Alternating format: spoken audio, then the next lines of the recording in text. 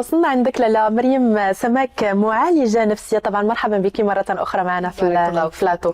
اليوم اختارينا موضوع العلاج النفسي عن طريق تقنيات تحرير المشاعر. شنو كتقصدوا بهذه التقنيات؟ التقنيه ديال تقنيه التحرر النفسي هي واحد التقنيه علاجيه اللي كتجمع لنا ما بين علم النفس الاكلينيكي وعلم النفس الطاقي. هذه التقنيه كنخدموا بها اننا كنربطوا اون تابوت على دي بوين دو ميريديان، هذوك المراكز الطاقه ولا مسارات الطاقه. هذه التقنيه كتمكننا اننا نتحرروا من واحد المشاعر اللي خايبه كتكون كتديرونجينا في حياتنا، كدير لنا دي بلوكاج في حياتنا تماما، وكتكون كتاثر لينا جدا على لو بيان اتر ديالنا، على حياتنا اليوميه. دونك كاينين واحد لي بوين دو ميريديان في الجسم ديالنا كنديروا الحصات ديالنا كنربطوا عليهم بواحد الطريقه، يعني كنطابوطيو عليهم بواحد الطريقه، والانسان كيقدر يتخلص من مشاكل اللي هي كتكون كبيره جدا. في الحصص ديالكم واش كاين شي ادوات كتستعمل؟ الحصه كيفاش كدوز يعني؟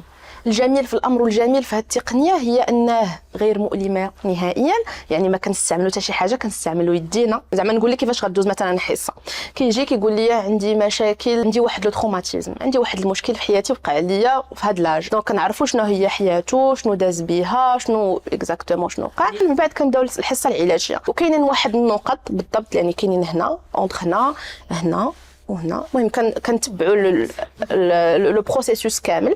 هادو كنقولوا واحد الجمل اللي كيمكنونا ان من هذوك المشاعر، من هذاك لو تروماتيزم اللي جا عندي هو السيد، ماشي ما غيبقاش يتفكروا، غادي يبقى يتفكروا، ولكن غيكون نوتر. اللي غنتفكر واحد الحدث اللي وقع ليا مثلا اكسيدون ولا شي حاجه، غنتفكروا بلا ما نحس بشي حاجه. لان بعض الناس كيجيو عندنا تيقول لك انا هذا المشكل اون فوا تنفكر فيه صافي تتخربق ليا النهار، تخربق ليا الاسبوع، تخربق ليا الشهر، كنبقى عايش في هذاك الحدث. يعني كنقدروا سواء ديزاكتيفيو سواء اكتيفيو، يعني سواء نخدموا هذوك المشاعر سواء نحيدوهم.